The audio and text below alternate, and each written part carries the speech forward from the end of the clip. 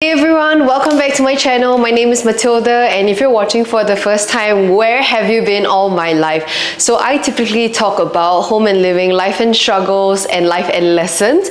So there are tons of stuff that I talk about on this channel, but today I actually want to talk a little bit about financial literacy and my own personal finance journey. So I'm not gonna lie, I'm pretty new to this whole thing, and I know I shouldn't be because I'm already 28. I think it's never too late to start on a personal finance journey, and the sooner the better. But yeah, I hope today my video inspires you in some way to do things with your money, and maybe we can all prosper together. So I want to just set a premise as well that this video is entirely my opinion and my own only. This is not financial advice. Please do your own research. Feel free to consult your financial advisors for a second opinion, but this is really what I have been doing with my money and how I plan to continue on this personal finance journey.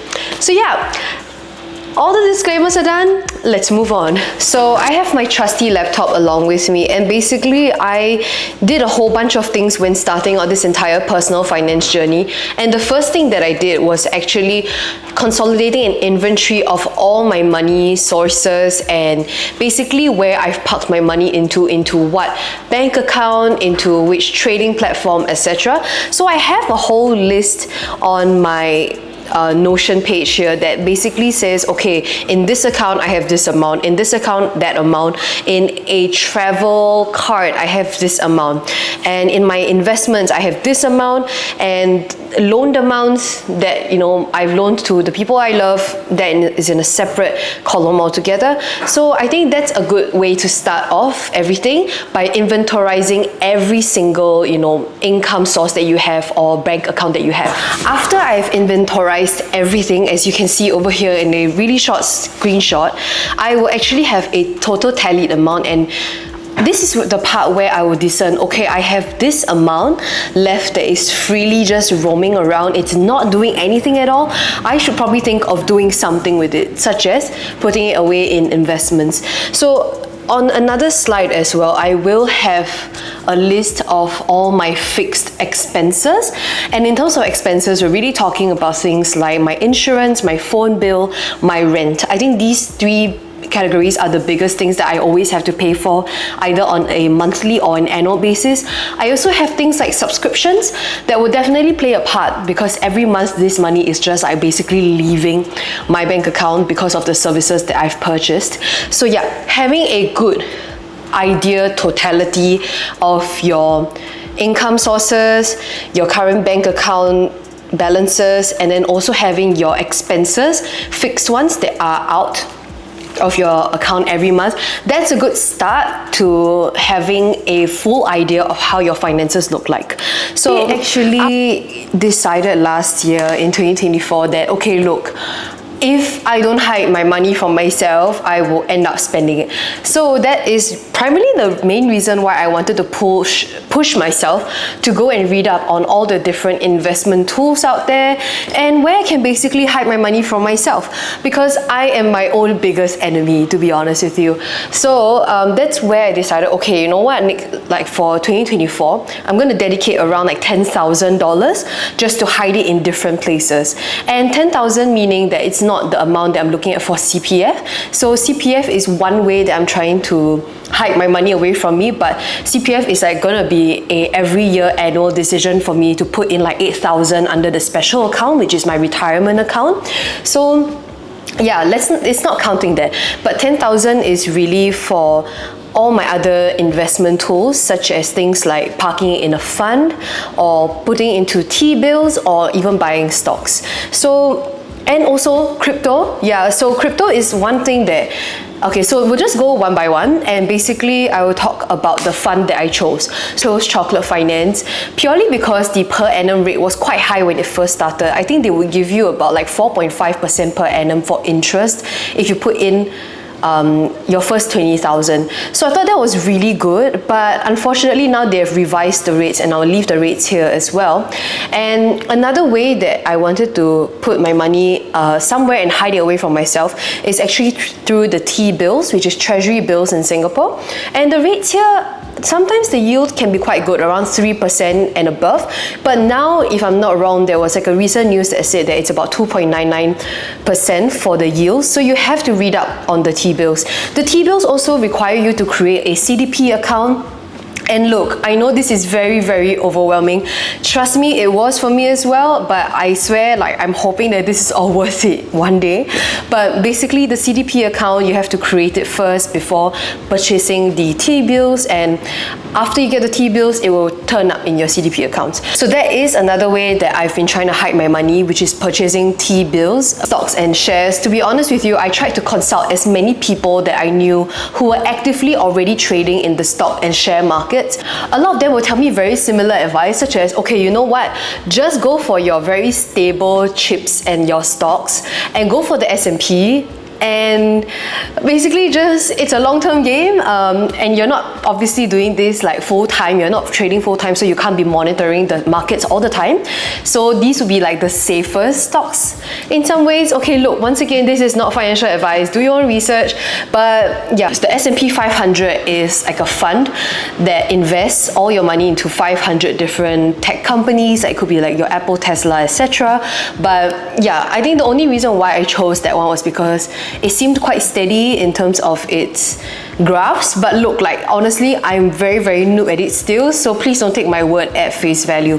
Another way that I am hiding my money is actually through crypto, but crypto is one of the most volatile things to ever invest in because of how, you know, rug pulling is such a common concept in the crypto world. And instead, I would choose to invest in more stable coins like the BTC, your Bitcoins, or Ethereum network, and Solana as well. So that's where I'm planning to put some of my money into this year by DCAing, like dollar cost averaging out my investments. But yeah, that's basically the few places that I've looked at in terms of my investment breakdown.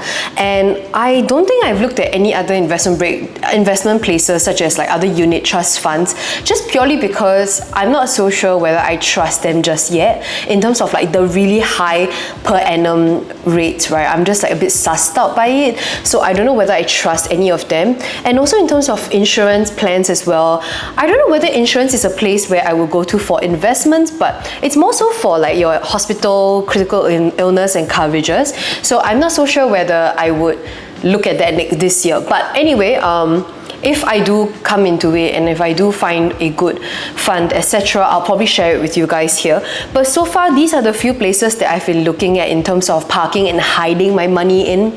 And I think so far it's been giving me a good scare every time, because when I think of buying something new, I'm like, no, wait, I don't actually have the spare cash to do so because my investments are tied up in a certain place.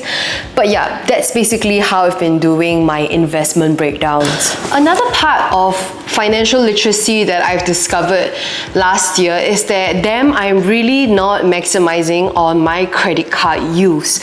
So why do I say this? Because my credit card usage, or debit card usage actually, all my purchases were not giving me any returns. And what that means is that because I want to collect miles, and miles will help me offset my future business class trips or even my future flight tickets.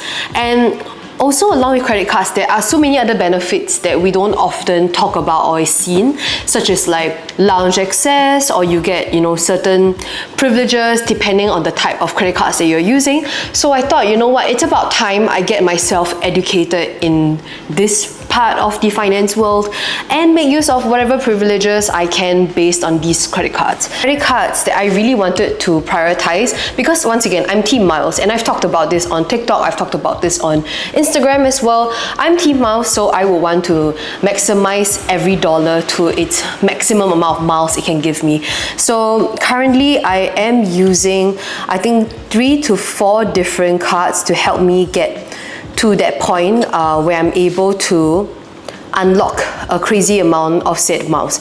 And hear me out, here I'm just like pulling up my own post from the other day, but basically I spoke about how there were some cards where I could layer upon. The first card that I started using was actually the Citi Rewards card that was paired up with the Amaze card. And what this does is that the Amaze card will help you convert all the offline transactions, such as your contactless payments, into online transactions, which will help you unlock a 4 mile per dollar rate on the Citi Rewards cards. I thought that was pretty freaking amazing because there's so much value, right?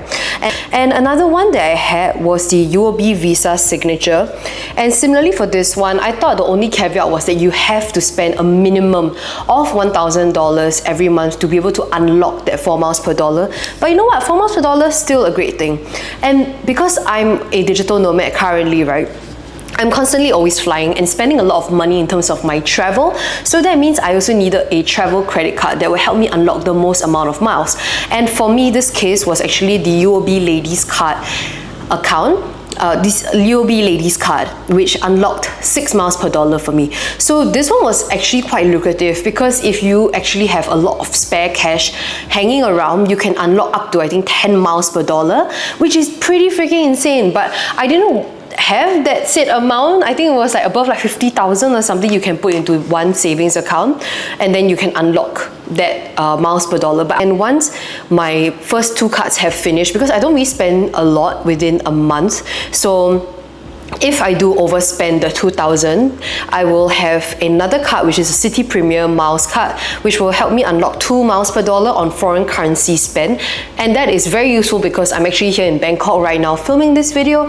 So I'm often like between Bangkok and Singapore. That means that whenever I'm in Bangkok, I'll use this card so I can unlock 2 miles per dollar.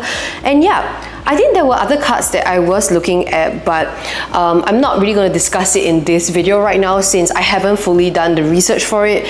But yeah, and there were other ways as well that I could earn miles, such as using different vendors from my flyer program, which is KrisFlyer. I think Pelago by Singapore Airlines, randomly sometimes they'll have like upsize miles, like earn 9 miles per dollar, you know, for booking activities via Pelago. Or if you dine at this restaurant, you can get like 10 miles per dollar. But that's really dependent on the season and what is their purpose, you know, like they want to spotlight a certain vendor. Anyways, I've been trying to explore my own personal finance journey, which is through inventorizing all of my accounts and trying to understand what is happening, what's the money in, what's the money out. And also, I do keep a tracker, by the way, so every time there is like a money movement, such as like I'm paying off a certain credit card debt, and then the amounts will change accordingly. I hope this video has helped you in some way. And of course, I know we're actually already at the end of Jan and tax season is coming up really soon. So I am definitely keen to explore more finance topics, as this is going to be like my first year that I'm paying taxes as a self-employed full-time digital nomad / content creator. So I think this is going to be a whole other learning curve that I will have to pick up and learn this year. So if you're keen to know more about that, please let me know in the comments. I will definitely be doing a video on it. And also, this personal finance journey, honestly, it really is quite liberating to understand what is out there and what kind of choices we have to put our money into and how to make our money grow. And I encourage everyone to, you know, look at their finances in a new and fresh way. And hopefully this video has inspired you in some way, or maybe it hasn't, you know, to do something with your money, or maybe to park it in new places today. So yeah, anyway, I just hope that you guys really like this video in any case, and please let me know if you have any comments, any questions. I would love to try and answer them to the best capability that I can. But just note that y'all, I graduated from school as an accountancy student, so I don't have any financial background aside from that. And yeah, I hope you guys like this video. Thanks so much for watching, and I'll see you in the next one. Bye!